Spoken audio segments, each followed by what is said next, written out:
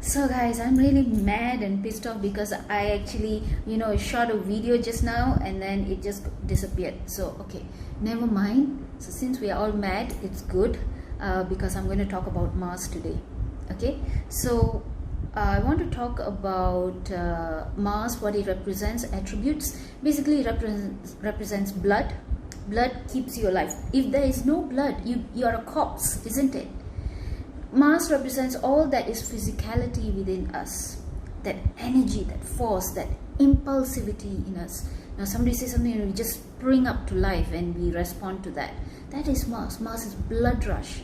Now Mars also is represented symbolically as a warrior, soldier. Mars represents violence, war. He's a god of war, right? So survive. You notice the symbol is a goat. Vahana is a goat. The goat, why goat? Because the goat, if you notice, always want to fight. The horns come up, want to fight. So that's why the symbol of Mangala is a goat. So now obviously there's a very important question to ask: why Mangal exalts in Makara Rasi and then debilitates in Pusha Nakshatra? Exalts pretty much, there's a nakshatra called Abhijit in Makara after Uttarashada. Somewhere in between Shravana and Uttarashada, there is a nakshatra known as Abhijit. So there are theories where people say Mangal exalts in Abhijit nakshatra, but that I will do in another video. It's a very interesting one. But today I want to cover what happens when Mars is in the first house for someone. See, as it is, the first Rasi is Mesham, is ruled by Mars already. Okay, but then we individually have laknams, isn't it? We have ascendants. Different people have different laknams, right? So it's like a filter. So we are nothing. We are nothing but our central nervous system, our brain and our spinal cord, and all our behavior stems from there, right? All our behavior is how your brain is, how are you wired, how is the design of your brain, and that's how you respond to things, isn't it? Is brain and behavior. So when Mars is in the first house, to explain that, let me give you a little analogy of what happens. Now, have you realized when you are angry and somebody made you so pissed off? Remember, when you're really angry, what happens? Most of the time when something happens, we just want to be cerebral about it. We want to be left brain about it. We want to evaluate, we want to analyze, what happened, who did what, who's at wrong, these kind of things. But when we are angry, we are already emotional, we cannot think. Do you realize your left brain, this part of the brain, the cerebral part of the brain, it sort of shuts down? And the back part of your brain, if you pay attention, would all of a sudden become active.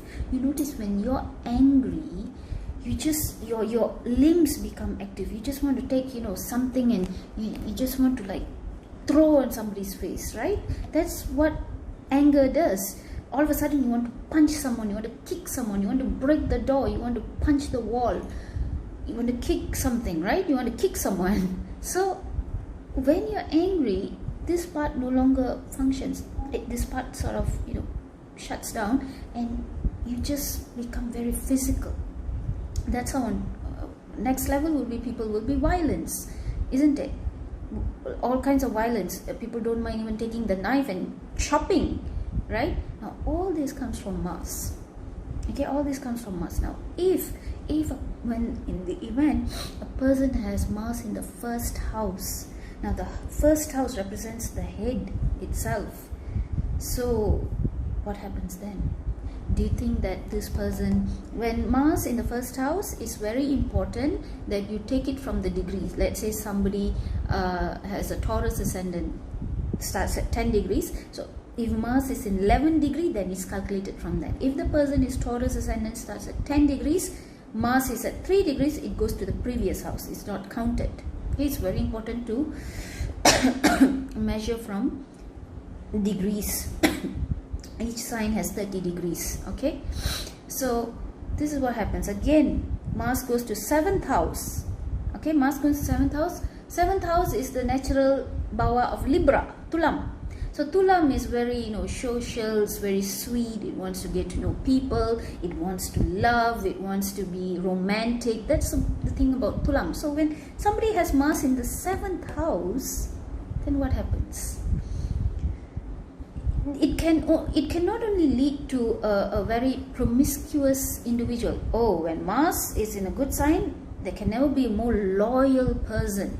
When Mars is in a Mesham, Scorpio or Makara, Mars is strong now. He's not going to do anything negative.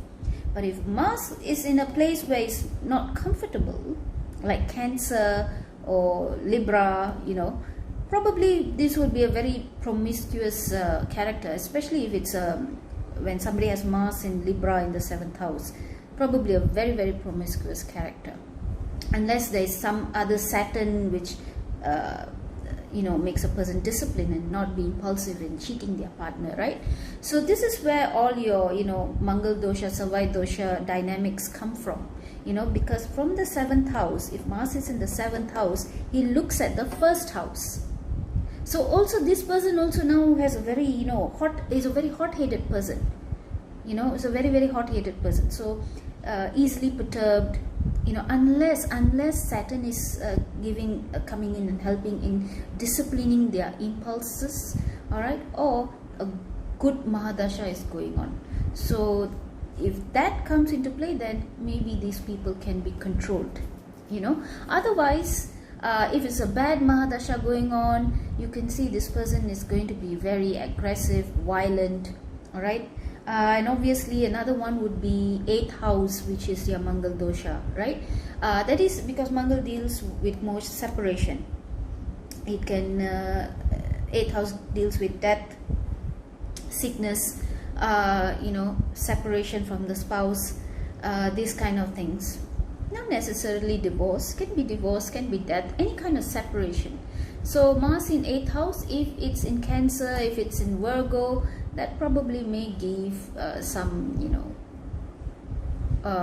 but also it makes a person very deeply engrossed in, you know, the esoteric sciences, because you must understand, Mars also rules Scorpio, Virchiga Rasi, so it is the 8th sign. Mars also has a connection to a lot of deep diving, you know, things. So anyway, I just wanted to talk to you in regards to this. So some of, you know, these things, when they say, oh, Mars dosha, it'll be great if you can, if you have Mars in 7th house, you will attract a lot of men who are probably Mesha Lagna, Mesha Rasi, who they themselves may be either Chitra, Mrigarashara or Dhanishta Vittam Nakshatra. Very Martian in attribute if you have Mars in your 7th house. So I guess this is all. I made a video just now, and that video was better than this one, and that one is gone. So whatever, if I need to add, I will add in the subsequent videos. Okay, do follow. Thank you.